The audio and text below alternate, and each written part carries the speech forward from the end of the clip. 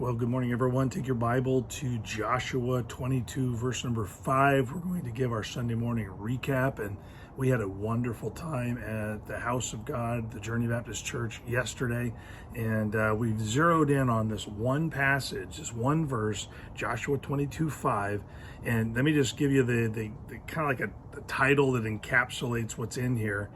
Really, we were encouraged with diligence to love God, obey Him, and then hold on to Him by serving Him. That's the glue. That's the thing that's going to help us stay close to Him, is that serving Him. And yesterday, we wrapped up with our final message in our 2024 theme series, Love God, Love Others. And I think it might have been the most practical help in understanding just how much heart, mind, soul, and strength it's going to take to love God with every ounce of our being and to love our neighbor as ourselves.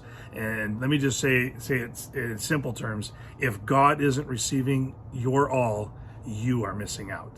You're the one missing out. God is content within Himself, but we're missing out on a better thing when we do not give all of ourselves to Him. Let me read the verse to you and see if you can understand it, because this is where where Joshua is reminding the people, as he's sending them back into the land that they have been given, how they're going to hold on to the blessing of being in the land. And so he says this, he says, "But take diligent heed to do the commandment and the law which Moses, the servant of the Lord, charged you, to love the Lord your God and to walk in all His ways and to keep His commandments and to cleave unto Him and to serve Him with all your heart and with all your soul."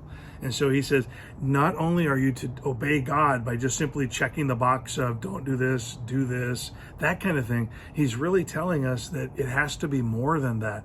We're not just obeying words on a page. We are doing things the way God has prescribed them, as if God was doing them. That's the kind of emulating Him we're supposed to be living our lives to do.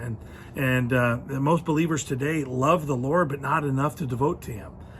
In fact, most are looking for a way to have what they want as God's will instead of doing what He has for them.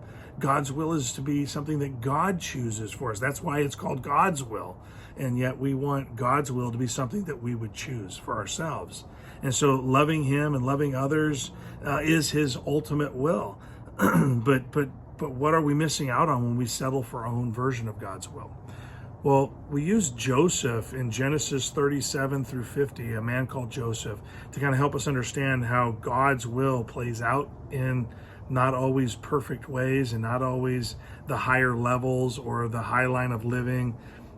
Joseph he had a series of misfortune that led to the ultimate thing that God was trying to do, and was trying to save Joseph's family. And so if he'd have done it his own way, he would have forfeited the saving of his own family. He would have gotten less than God wanted for him, and then he would have been responsible for the death of his own family, because God's will was going to play out. And if he lets God's will play out, then he will actually be used of God to save his family. And I think that's what he wanted to have happen. I don't think he wanted harm to come to his family, but he had to travel those tough things for it to happen. And so, listen, our ultimate responsibility as a believer is to love God with every ounce of our being, that we're to be diligent about it, that it's supposed to get the force of our lives. It's not supposed to get the 90 minutes every third Sunday of our lives. It's not supposed to get 6 hours a month.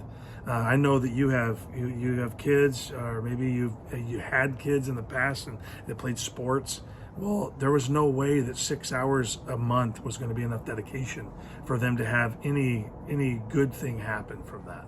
And so, same way that we understand that a musician practices a lot, that the musician is with their instrument a lot, we need to remember that to have a thriving relationship with God, we must be with Him.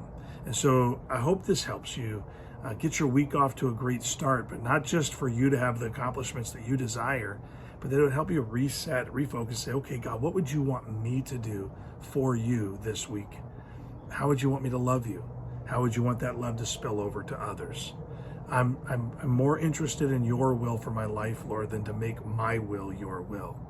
And you know there's a huge difference between those two things. So let this be an encouragement to you that God's will is always better, and strive to be about Him. Have a great day.